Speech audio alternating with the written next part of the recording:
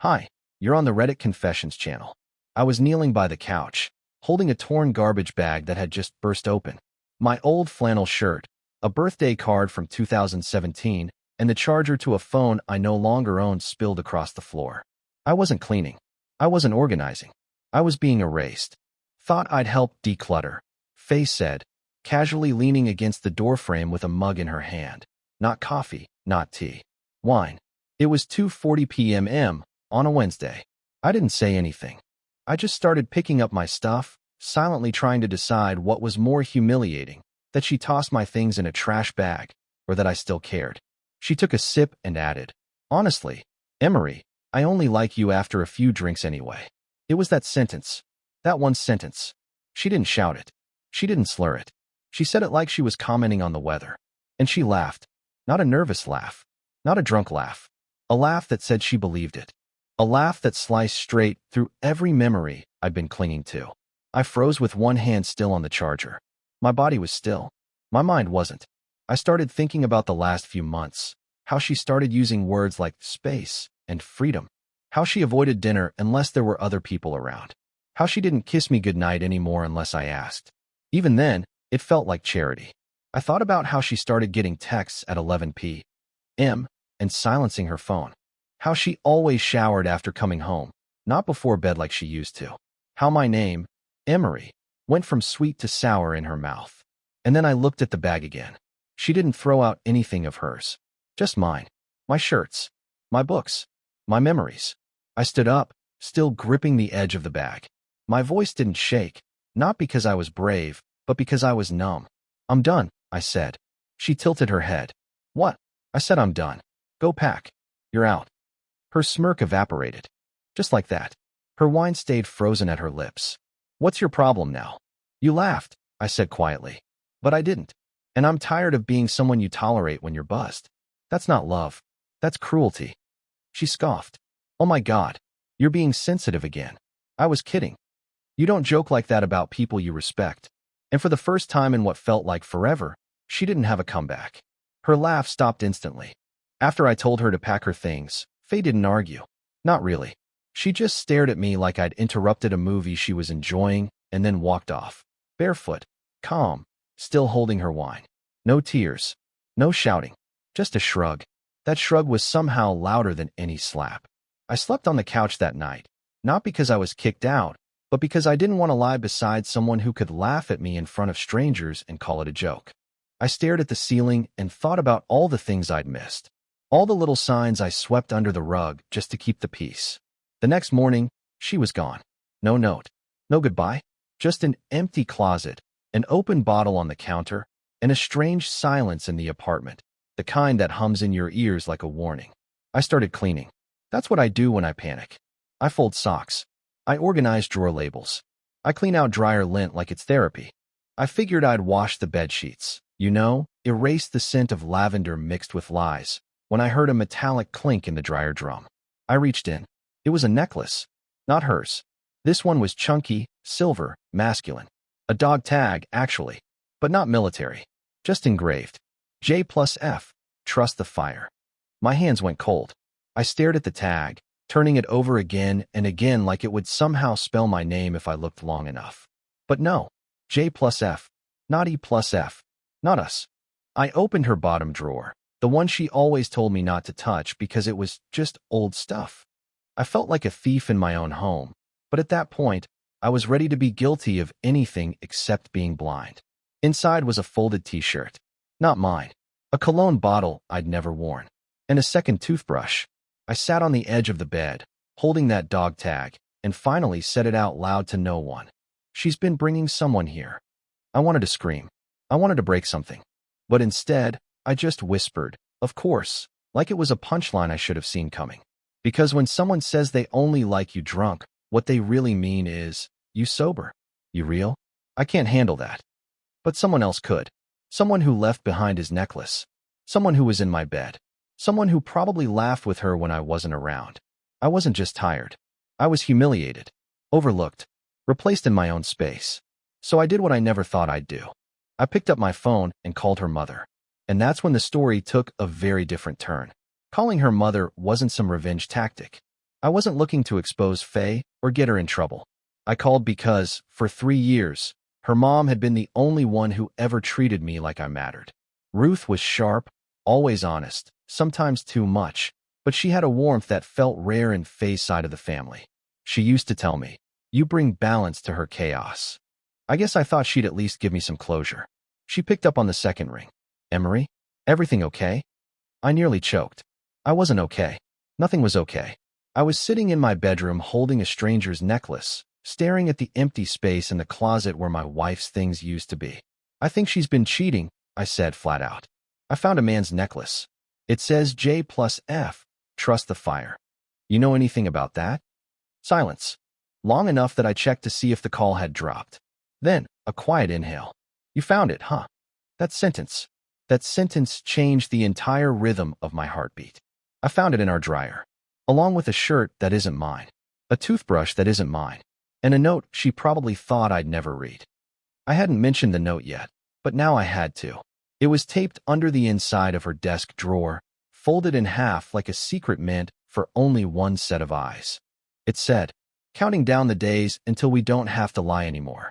Fire can't stay hidden forever. Jay." I thought she'd deny it. I was ready for gaslighting. I was even ready for screaming. But Ruth? She just sighed. A long, exhausted sigh like this had been building for a while. "I told her to stop it months ago," she said finally. "Told her it would blow up in her face. But you know, Faye, once she lights a match, she has to watch the fire burn." I felt my stomach twist. "So you knew?" I suspected. She changed. Started skipping family dinners. Talking in riddles. Getting bolder with her lies. And when she stopped bringing you around, I figured it had gone too far. She wasn't saying this like it was gossip. She sounded guilty. Sad, even. Like she'd watched a slow-motion crash and couldn't stop it. "Who's Jay?" I asked, even though I already had a guess. She hesitated again. "You're not gonna like this. Tell me anyway. It's Jonah." That name. That cursed name. Jonah was her old friend from art school, the free spirit she swore was just a buddy. The guy who lived in a van for 2 years and sold sculptures made of scrap metal. The guy she told me not to be jealous of because, in her words, he's not the settle-down type. I laughed, but not the funny kind. The kind that cracks in the middle. "Jonah," I repeated. "Of course it's Jonah." And then Ruth said something I'll never forget. She always liked the way he made her feel reckless. "You made her feel safe." But she stopped wanting safe a long time ago.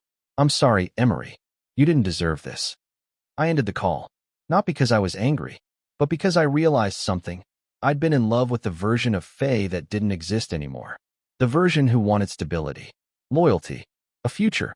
She had buried that version, probably the day she started keeping another man's toothbrush in our bathroom. But I hadn't buried mine. Not yet. I should have stopped digging. I really should have. But when someone lights your whole life on fire, you don't just stand there and warm your hands. You want to know how many matches they used. After that call with Ruth, I didn't sleep. I sat in the kitchen, rereading that note from Jonah over and over until the words lost meaning. Trust the fire. What was that supposed to mean? That it was okay to burn me down if they did it together? By sunrise, I was staring at Faye's laptop. It was sitting on the dining table like a dare. She'd always been careless with it, never used a password. I used to think it was because she trusted me. Now I wonder if she just didn't think I was smart enough to look. I opened it. I didn't expect to find anything. But she had left her browser tabs open. There was a travel site, one-way flights to Santa Fe. A Pinterest board titled Tiny Desert Wedding. But the worst was in her email. There was a folder marked Art School Files. Inside were chat transcripts. Hundreds of them. All with Jonah. They spanned over a year. I opened the most recent. The first line hit like a punch. "Jonah, did he cry again? God, he's so soft." "Faye, you'd cry too if your wife only liked you after wine. He doesn't even suspect how often you've been in our bed. Jonah, remind me to thank him for keeping the sheets warm." My hands started shaking. I wanted to stop, but I couldn't. Every message was like a new betrayal. She had told him things I'd only told her in whispers. My fears. My insecurities. She turned my heart into punchlines. My breakdowns were memes to them. "Faye, he folded my laundry the other night. Even matched the socks." I nearly laughed in his face. "Jonah, he sounds like the perfect houseplant." That one stuck with me. A houseplant. Something you water occasionally and ignore the rest of the time. I don't know how long I sat there, just staring. I didn't scream. I didn't cry. I just felt this thick, hollow kind of sadness. The kind that sits in your lungs and makes breathing feel like work. I had tried so hard to be enough for her. To keep the house calm, the bills paid, the love steady. And she didn't just leave. She paraded my loyalty like a costume. Something she could take off and laugh about. And in those messages, I saw the worst part. Jonah didn't even love her. He was amused by her. He entertained her like a child with a new toy. He called her reckless candy. Said she was sweet until she melted. They weren't in love. They were just bored. And I was their entertainment. That broke something in me worse than any affair ever could.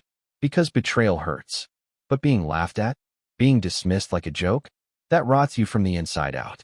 After reading those messages, I shut her laptop and sat in the dark until the room started spinning. I couldn't tell if it was from exhaustion or embarrassment. Maybe both. I was ready to vanish, to disappear quietly and let her have whatever chaos she wanted. But I wasn't done being humiliated yet. Because that morning, I got an invitation. It came in a small, off-white envelope, slipped into our mailbox. Handwritten. No return address. It was a wedding invitation. At first, I thought it was a cruel prank. But when I opened it, I saw Jonah's name printed in bold letters next to someone else's, a woman named Clarity. Clarity? What kind of name is that? The invitation said they were getting married in 3 weeks. But that wasn't the part that made my knees go weak. It was the note scribbled on the back in Faye's handwriting. Going to be wild. Don't miss it. Smiley face. I blinked. Read it again. And then again. My hands started sweating. I could barely breathe. Why would she invite me? To rub it in? To see if I'd show up and crumble? Or worse, was this her way of admitting Jonah had never actually picked her? I called her. Straight to voicemail. I texted, "What the hell is this?" No reply. But an hour later, I got a call from an unknown number. It was Clarity. She sounded bright, like the kind of person who smiles while talking to telemarketers. "Hi, you must be Emory. Jonah said you might be surprised. I know it's weird, but Faye insisted you come. Said you were family. We'd love to have you." I nearly dropped the phone. She said that. She said you'd want to support her new chapter, that you were very accepting. I almost laughed. Accepting? Accepting of what? Of being replaced? Lied to? Turned into some punchline at a wedding I didn't even know was happening? I didn't say anything. I just hung up. But now I was boiling. Not just from rage. From confusion. Because what if Faye wasn't with Jonah at all? What if he'd tossed her aside and she was clinging to a fantasy that never existed? What if she was trying to use me to save face? That's when I opened her old planner. I don't know why I kept it. Maybe because it smelled like her, or maybe because I'm the kind of pathetic guy who reads old notes to remember better versions of people. But inside, tucked between 2 pages marked ceramic studio and rent due, was a receipt. A hotel stay. 2 weeks ago. A one-night stay paid in my name. I stared at the total. I stared at the initials written under guest signature. C. Harland. Clarity Harland. My head spun. Why would Jonah's fiancée be staying in a hotel booked under my account? With my wife? Unless no? No, it couldn't be. Unless Faye and Clarity weren't rivals. Unless they were allies. I wasn't invited, not officially at least. The dinner party was hosted by Clarity's sister, someone I'd never met, but the address was easy to find. I recognized it from one of the emails Faye had sent weeks ago when she told me she was attending a gallery showcase. Classic. I showed up unannounced, wearing a jacket I hadn't worn since our honeymoon. I think I just wanted to feel like myself again, or at least the version of me who thought my wife loved me. The house was warm, full of laughter, people clinking glasses, indie music in the background. I walked in like I belonged there. No one stopped me. It's amazing how invisible you become when you look confident. That's when I saw her. Faye. Standing in the middle of the room, wine in hand. Always wine. Laughing with Clarity and Jonah. But what shocked me wasn't that they were all together. It was how close they were. Touching. Whispering. Like this wasn't some awkward triangle, but a shared secret. Then I heard it. Poor Emory, Faye chuckled. Still thinks I'm in love with Jonah. Honestly, I think he's more in love with the idea of fixing me. Jonah snorted. He thinks he was a husband. Bless him. Clarity added. At least he wasn't a complete jerk. Just pathetic. My heart pounded so loud I thought someone might hear it. But I stayed frozen, tucked behind a bookshelf like a ghost in my own life. I wanted to scream, break something. Instead, I pulled out my phone and hit record. It didn't stop there. Faye kept going. I mean, yeah, I used Jonah. So what? He used me too. We were never meant to last. He's a fantasy. Emory's a doormat. I just needed space. And a distraction. Then Clarity leaned in, smirking. So who's next? You gonna break someone else while Emory pays your rent? And that's when Faye said it. The sentence I'll never forget. No, I'm done using. I'm starting over. Emory's already out of the picture. He just doesn't know it yet. I backed out of the house, shaking. Every step felt like I was walking away from a decade of lies. They weren't even trying to hide it anymore. I was a character in their inside joke, a running gag in their twisted comedy show. But this time, I had proof. I didn't confront her that night. I didn't storm in or make a speech. I just got in my car, drove home, and uploaded the audio to a secure drive. Not because I wanted revenge, because I needed to remember it was real. That she said it. That she laughed. And that I was finally done playing the fool. I didn't go to work the next day. I didn't answer calls, didn't check my email, didn't even open the blinds. I just sat at the table, staring at the wedding invitation and listening to the audio recording on loop.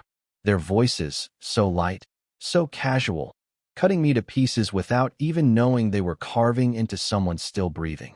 I replayed the words like I was trying to prove to myself I hadn't exaggerated anything, that I wasn't losing my mind, that it really was as bad as it sounded. And it was. I could have sent the recording to Clarity, or Jonah's family. I could have gone nuclear. But I didn't want a scandal. I wanted her to feel small, not because I was cruel, but because I wanted her to look in the mirror and, for once, see what I saw.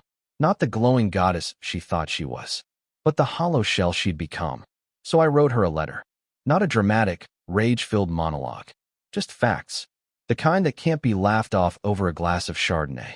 I slipped it into a manila envelope, along with a printed screenshot of their group chat transcript and a USB drive with the recording. Then I placed it on the dining table, right next to her favorite wine glass.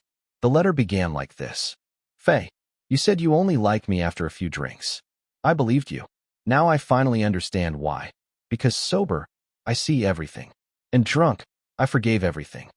I told her about the necklace, the receipt, the phone call with her mother, the party she didn't know I'd witnessed.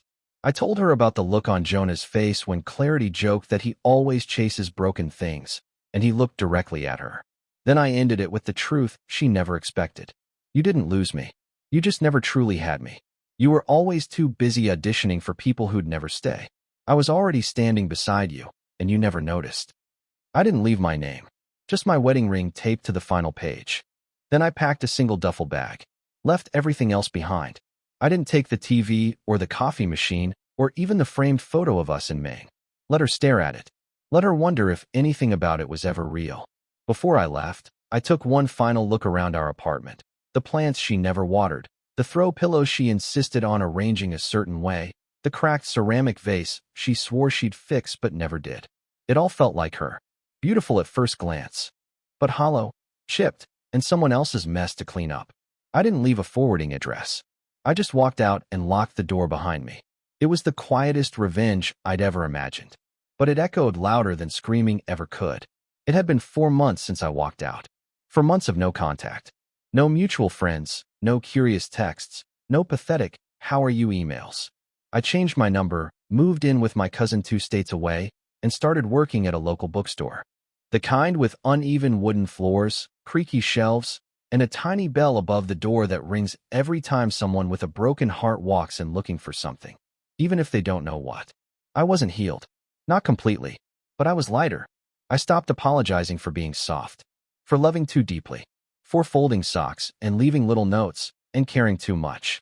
Turns out, those things weren't weaknesses. She just wasn't the kind of person who deserved them. Then, last week, something unexpected happened. An email slipped into my old account, the one I barely checked. The subject line read, "Accidental forward. Ignore." But I didn't ignore it.